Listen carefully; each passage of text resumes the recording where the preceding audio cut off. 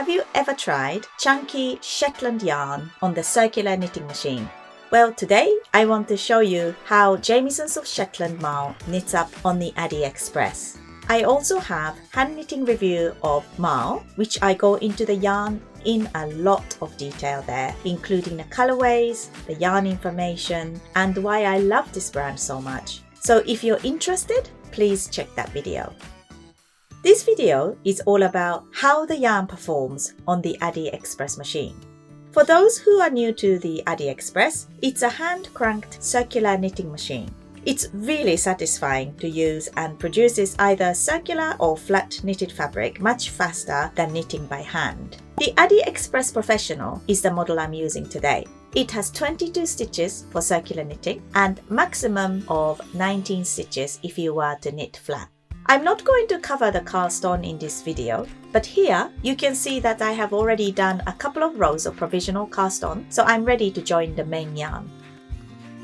The thing about knitting with Addi Express machine is that on the first few rows, you know more or less the compatibility of the yarn to the machine, such as tension, or whether the yarn would split, or how well the yarn slides, whether yarn will easily get hooked onto the needle, and so on. So I can tell you right now that Marl slides really well with the right kind of force on the handle.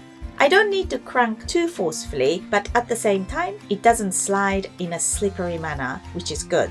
I feel this is a very good yarn for Addi Express. No frustration and maximum results. Knitting back and forth on Addi Express machine is not as easy as knitting in the round, and this is mainly because you need to be very careful and make sure that the yarn is caught correctly, especially on either side of the stitches, and with the right consistent tension at both ends. I'm doing flat knitting in this video because I want to compare the hand knitted swatch with the machine knitted swatch. But with Marl, the yarn stays on the hook and knits up on the machine as it should, even on the stitch either end of the row. And so you can see how smooth it runs. Also, you can see here that I'm holding the yarn gently and not too tight to ensure the tension of the yarn feeding into the machine. Knitting with Addi Express machine is already very satisfying activity, but knitting with Marl is even more satisfying because the yarn feeds through very well and it is not too thick or too thin. It's just the right thickness of the yarn. So I have finished knitting now and I'll remove the swatch from the machine. And what I tend to do to remove the piece is to remove the yarn from the feeder and then crank one row without any yarn in order for the stitches to sit on the red teeth at the base. Then it's easy for me to pick up the stitches on the needles. For the purpose of the swatch, I will not cast off because often casting off makes the edge tight and I'm not able to measure the true tension of the knitted fabric. So I'll just thread through the tail of the yarn into the loop.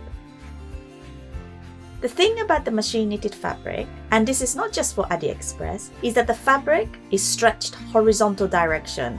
And it's important to stretch this fabric vertically in order to offset this horizontal stretch before you measure the tension. So here is the knitted swatch. Comparing this to my hand knitted swatch, the tension is slightly loose.